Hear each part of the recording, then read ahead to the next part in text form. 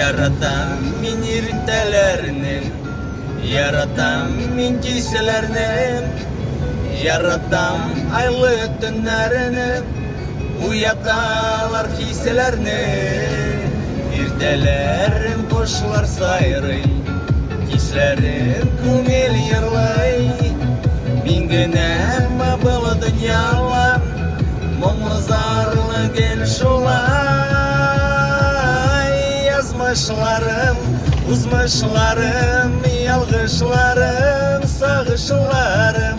Yazmışlarım, yalgışlarım, sağışlarım. Yazmışlarım, uzmışlarım, yalgışlarım, sağışlarım. Yazmışlarım, yalgışlarım, sağışlarım.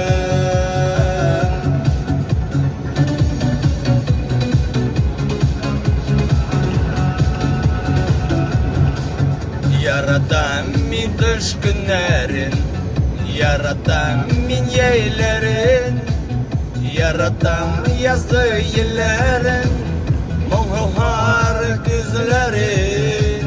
Kışlarında buran bulay, yeylerin yağmur yılay. Yazlarıyla güzleriyle bəxit gildirhin şulay. Yazmışlarım, uzmışlarım, yalgışlarım, sağışlarım. Yazmışlarım, yalgışlarım, sağışlarım.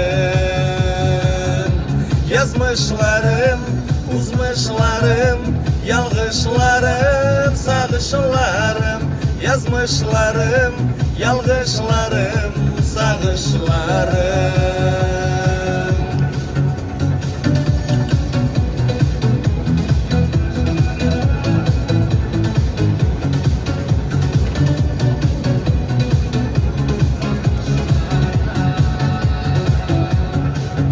Sağındırıp ağlasaklar, bizden dertli yaş saklar.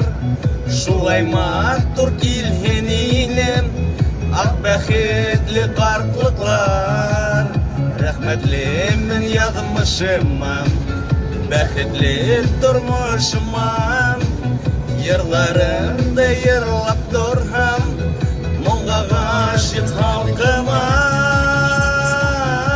Yazmışlarım, uzmışlarım, yalgışlarım, sağışlarım. Yazmışlarım, yalgışlarım, sağışlarım. Yazmışlarım, uzmışlarım, yalgışlarım, sağışlarım. Yazmışlarım, yalgışlarım, sağışlarım.